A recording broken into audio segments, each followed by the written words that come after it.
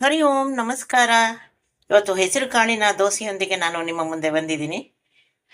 ಒಂದು ಲೋಟ ಹೆಸರು ಕಾಳನ್ನು ತಗೊಂಡ್ರೆ ಅದೇ ಲೋಟದ ಅಳತೆಯಲ್ಲಿ ಅರ್ಧ ಲೋಟದಷ್ಟು ಅಕ್ಕಿಯನ್ನು ತಗೊಳ್ಳಿ. ಇದನ್ನು ಚೆನ್ನಾಗಿ ತೊಳೆದು ನೆನೆಸ್ಕೊಳ್ಳಿ. ಒಂದು 6-7 ಗಂಟೆ ನೆನಿಬೇಕಾಗುತ್ತೆ. ಬೆಳಗ್ಗೆ ಮಾಡೋದಾದಲ್ಲಿ ರಾತ್ರಿನೇ ನೆನೆಸಿಟ್ಕೊಳ್ಳಿ. ಹಾಗೆ ಒಟ್ಟು ಒಂದು 6-7 ಗಂಟೆ ನೆಂದರೆ ಸಾಕು. ಕ್ಲೀನಾಗಿ ತೊಳೆದು ಸೋಸಿ ಅದನ್ನು ನಾವು ರುಬ್ಕೊಳ್ಬೇಕಾಗುತ್ತೆ. ಬನ್ನಿ ಇದನ್ನು ನೆನೆಸ್ಕೊಳ್ಳೋಣ ಫಸ್ಟು. ಈಗ ಹೆಸರುಕಾಳು ಮತ್ತು ಅಕ್ಕಿಯನ್ನು ನೆನೆಸ್ಕೊಂಡಿದ್ದೀನಿ. ಈ ರೀತಿಯಲ್ಲಿ ಅದು ನೆಂದಿದೆ. ಇದನ್ನು ನೀಟಾಗಿ ಮತ್ತೊಮ್ಮೆ ತೊಳೆದು ರುಬ್ಕೊಂಬೇಡ. ನೋಡಿ, ನೀಟಾಗಿ ನೆಂದ್ಕೊಂಡಿದೆ ಇದು. ಇದನ್ನು ಸ್ವಲ್ಪ ಸೋಸ್ಕೊಳ್ತೀನಿ. ಸೋಸ್ಕೊಂಡು ಅಂದರೆ ಕಲ್ಲಿರುವಂಥ ಸಾಧ್ಯತೆ ಇರುತ್ತೆ. ಹಾಗಾಗಿ ಸ್ವಲ್ಪ ಇದನ್ನು ಜಾಲಿಸ್ಕೊಂಡ್ಬಿಟ್ಟು, ಕಳ್ಳ ಹೆಸರು ಕೂಡ ಇರುತ್ತೆ. ಕೆಲವು ಸರಿ ಕಾಳುಗಳಲ್ಲಿ ಕಳ್ಳ ಹೆಸರು ಅಂತ ಇರುತ್ತೆ, ಅದು ನೆನೆಯೋದಿಲ್ಲ, ಕೆಳಗಡೆ ಕಲ್ಲು ಥರ ಕುತ್ಕೊಂಡಿರುತ್ತೆ. ಅದನ್ನು ಕೂಡ ನಾವು ತೆಗಿಬೇಕಾಗುತ್ತೆ.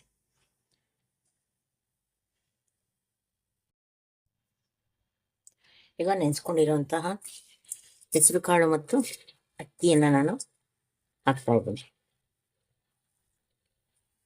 ಇದು ಪ್ರೋಟೀನ್ ರಿಚ್ ದೋಸೆ ಅಂತ ಹೇಳ್ಬೋದು. ಯಾಕಂದರೆ ನಮಗೆ ಹೆಸರು ಕಾಳಿನಲ್ಲಿ ಸಾಕಷ್ಟು ಪ್ರೋಟೀನ್ ಸಿಗುತ್ತೆ. ಇದನ್ನು ಬಳಸ್ಕೊಂಡು ನಾವು ವೆಯ್ಟ್ ಲಾಸ್ ಕೂಡ ಯೋಚನೆಯನ್ನು ಮಾಡ್ಬೋದು. ಇದನ್ನೇ ಸ್ವಲ್ಪ ದರಿಯಾಗಿ ರುಬ್ಬಿ ಇಡ್ಲಿ ಥರ ಮಾಡ್ಕೊಳ್ಬೋದು, ಚೆನ್ನಾಗಿರುತ್ತೆ.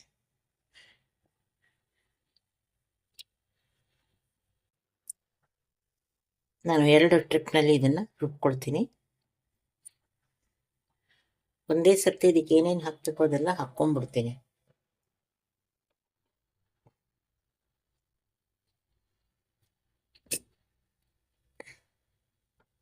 ಇದಕ್ಕೆ 3 ಹಸಿಮೆಣಸು ಹಾಕ್ಕೊಳ್ತೀನಿ. ಒಂದು ಸ್ವಲ್ಪ ಉಪ್ಪು, 1 ಚಮಚದಷ್ಟು ಜೀರಿಗೆ ಹಾಕ್ಕೊಳ್ತಾ ಇದ್ದೀನಿ. ಹಾಗೆ ಒಂದು ಸಣ್ಣ ತುಂಡು ಶುಂಠಿ, ಇದನ್ನು ಇದರೊಳಗಡೆಗೆ ಸೇರಿಸ್ಕೊಂಡ್ಬಿಡ್ತೀನಿ. ಹೆಸರು ಕಾಳನ್ನು ನಾವು ಸಾಕಷ್ಟು ಸಿಹಿ ಅಡುಗೆಗಳಲ್ಲೂ ಬಳಸ್ತೀವಿ, ಖಾರದ ಅಡುಗೆಗಳಲ್ಲೂ ಬಳಸ್ತೀವಿ.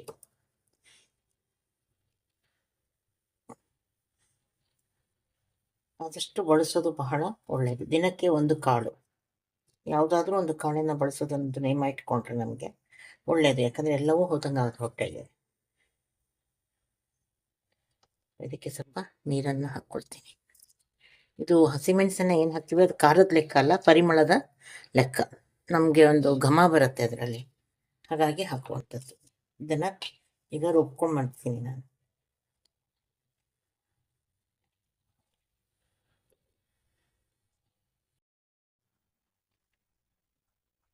ಒಂದು 2 ಚಮಚದಷ್ಟು ಚಿರೋಟಿ ರವನ ಇದಕ್ಕೆ ನಾನು ಸೇರಿಸ್ಕೊಂಡು ಅಷ್ಟೇ. ಹಾಗೆ ಮಾಡ್ಬೋದು. ನಮಗೆ ಮೆತ್ತಗಿನ ದೋಸೆ ಬೇಕೆಂದರೆ ಹಾಗೆ ಮಾಡ್ಬೋದು. ಸ್ವಲ್ಪ ಗರಿ ಬೇಕು ಅಂದರೆ ಒಂದು 2 ಚಮಚ ಚಿರೋಟಿ ರವೆಯನ್ನು ಸೇರಿಸ್ಕೊಳ್ಳಿ. ಒಂದೇ ಒಂದು 1/4 ಚಮಚದಷ್ಟು ಸಕ್ಕರೆಯನ್ನು ಸೇರಿಸ್ಕೊಳ್ಳಿ.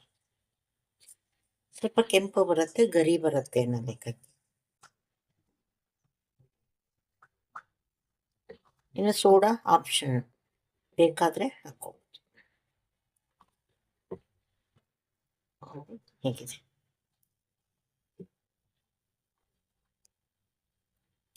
ಈಗ ಬ್ಯಾಟರ್ ರೆಡಿಯಾಗಿದೆ. ಚಟ್ನಿ ರೆಡಿ ಮಾಡ್ಕೊಳ್ಳೋಣ. ದೋಸೆ ಹೆಂಚು ಕಾದಿದೆ. ಅಲ್ಲಿ ದೋಸೆ ನೀಟಾಗಿ ಬರಲಿ ಅಂತ ಹೇಳಿ ರೈಸ್ ಕ್ಯೂಬ್ಸ್ ಹಾಕ್ಕೊಳ್ತಾ ಇದ್ದೀನಿ.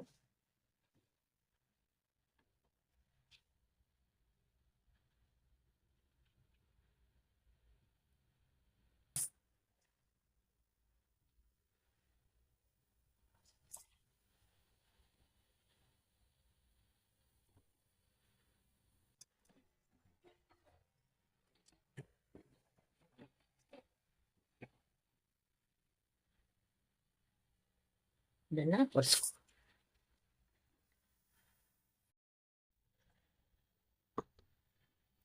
ದೋಸೆಯನ್ನು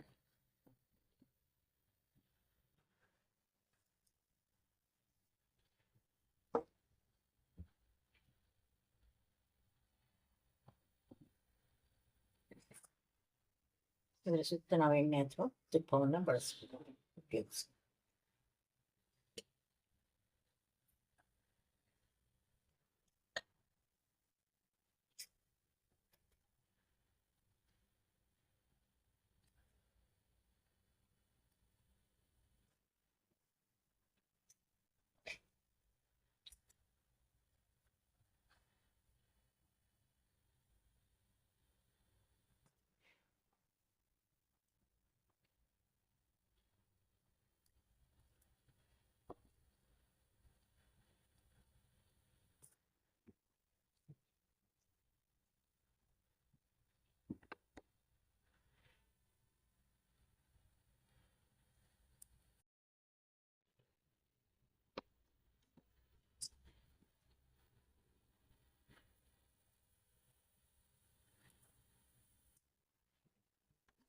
ಮೆತ್ತಗಿನ ದೋಸೆ ಬೇಕು ಅಂದರೆ ಸ್ವಲ್ಪ ದಪ್ಪಗೆ ಎರಡು ಕಡೆ ಬೇಯಿಸ್ಕೋಬೇಕು.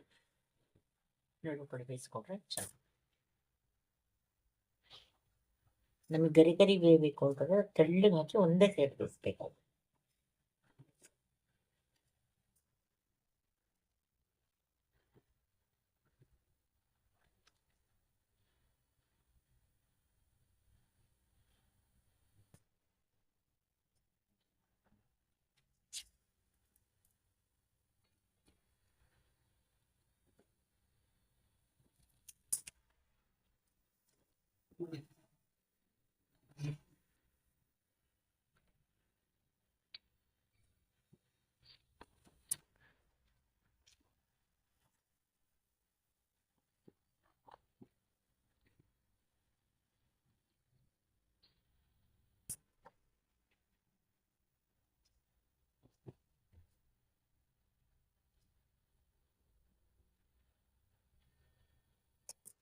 ಇದನ್ನ ಸ್ವಲ್ಪ ತೆಳ್ಳಗೆ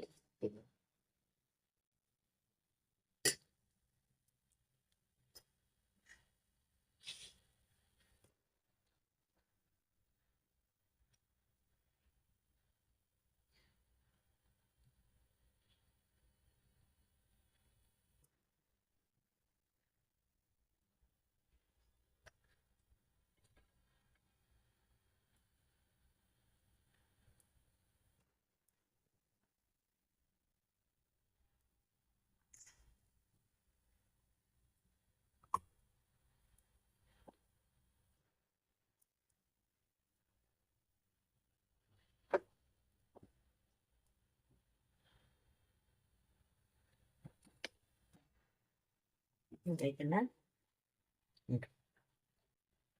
ಸ್ವಲ್ಪ ಇನ್ನೂ ಗರಿಬೇಕು ಅಂದ್ರೆ ಗತ್ತು ಗರಿ ಮಾಡ್ಕೋಬಹುದು. ಸಾಕು ಅನ್ಸುತ್ತೆ. ಡಿಫ್ರೆಂಟ್ ದೋಸೆ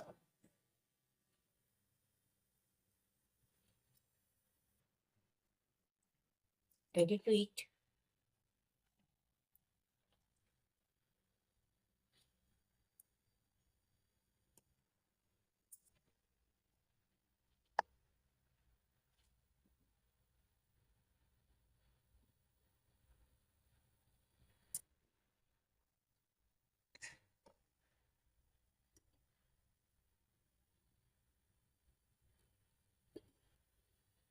ಹೀಗೆ ಎಲ್ಲ ದೋಸೆವನ್ನ ಮಾಡ್ಕೊಂಬಿಟ್ರಾಯ್ತು. ಟೊಮೊಟೊ ಈರುಳ್ಳಿಯನ್ನು ಉಪಯೋಗಿಸಿ ಒಂದು ಚಟ್ನಿಯನ್ನು ಮಾಡೋಣ. ಇದನ್ನು ದಪ್ಪ ದಪ್ಪಾಗಿ ಹೆಚ್ಕೊಂಡ್ಬಿಟ್ಟು ಹುರ್ಕೊಂಬಿಡೋಣ. ಸ್ವಲ್ಪ ಎಣ್ಣೆ ಹಾಕಿ ಹುರ್ಕೊಂಡ್ರೆ ಚೆನ್ನಾಗಿರುತ್ತೆ.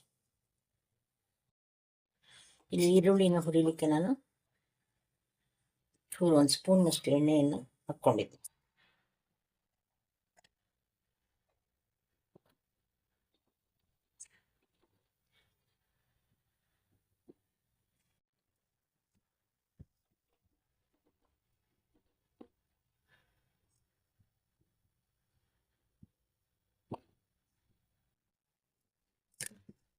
ತುಂಬ ಸಣ್ಣಗಾಗಬೇಕು ಅಂತೇನಿಲ್ಲ,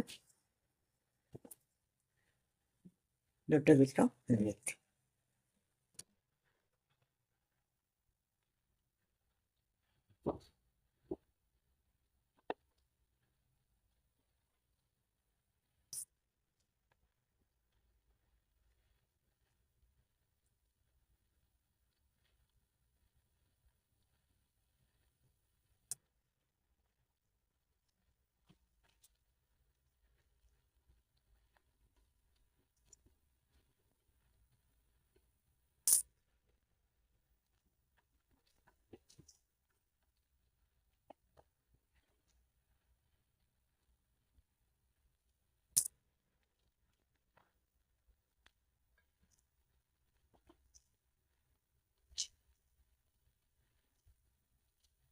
ಒಣಮೆಣಸನ್ನು ಸೇರಿಸ್ಕೊತಾ ಇದ್ದೀನಿ.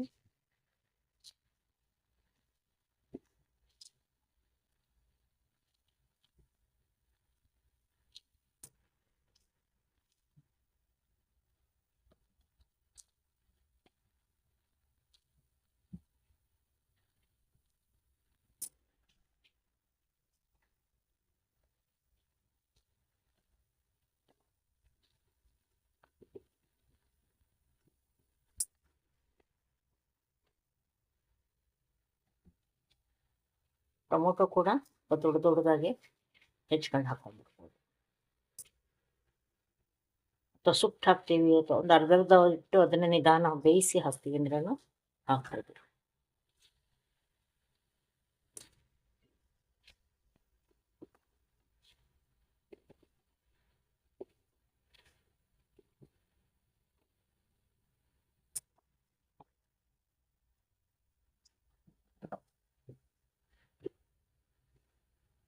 ಇಲ್ಲಿ ರುಚಿಗೆ ತಕ್ಕಷ್ಟು ಉಪ್ಪನ್ನು ಇದಕ್ಕೆ ಹುಣಸೆಹಣ್ಣು ಹಾಕೋ ಕೆಲಸ ಮಾಡೋದಿಲ್ಲ. ಕಾಯಿ ಕೂಡ ಉಪಯೋಗಿಸ್ತಾ ಇಲ್ಲ. ಕೇವಲ ಟೊಮೊಟೊ, ಈರುಳ್ಳಿ, ಒಣಮೆಣಸು ಚೂರು ಎಣ್ಣೆಯಲ್ಲಿ ಹೊಸ್ಕೊಂಡಿದ್ದೀನಿ. ಉಪ್ಪು ಇಷ್ಟನ್ನು ಹಾಕಿದ ಚಟ್ನಿಯನ್ನು ಮಾಡಿ.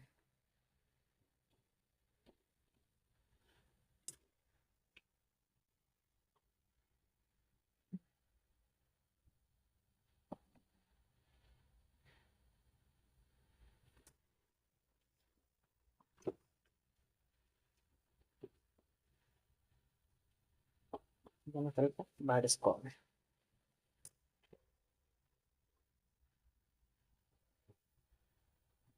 ಸಣ್ಣ ಉರಿಯಿಂದ ಬೇಯ್ಕೊಳ್ಳಿ.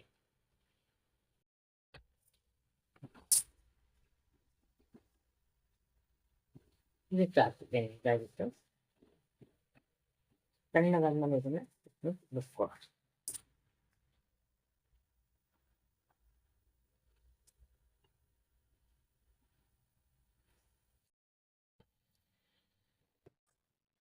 ಹುರಿದಂಥ ಪದಾರ್ಥಗಳನ್ನು ಈಗ ನಾನು ಮಿಕ್ಸಿ ಬೌಲ್ಗೆ ಹಾಕ್ಕೊಳ್ತಾ ಇದ್ದೀನಿ.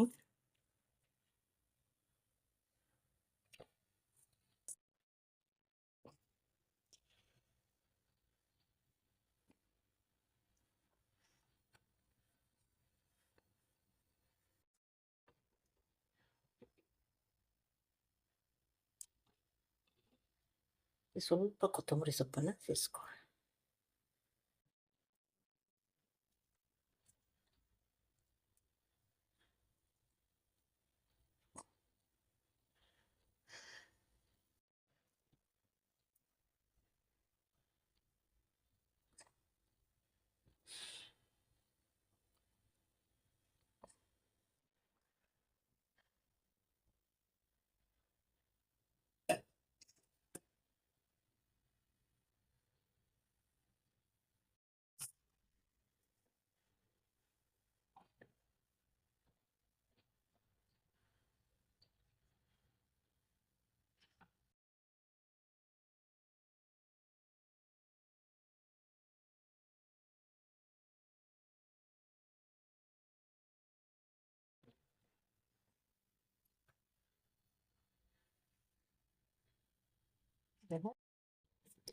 ಇದು ಚಟ್ನಿ ರೆಡಿಯಾಗಿದೆ. ಇನ್ನೊಂದು ಬೌಲಿಗೆ ಹಾಕ್ಕೊಂಡು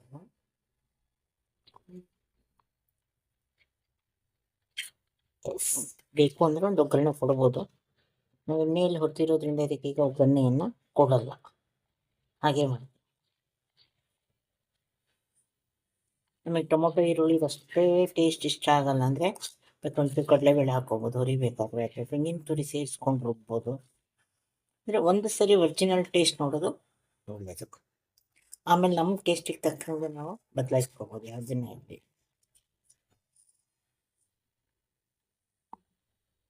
ಸ್ವಲ್ಪ ನೀರು ಹಾಕ್ಕೊಂಡು ಮಿಕ್ಸ್ ಮಾಡ್ಕೊಂಡ್ಬಿಡ್ತೀನಿ.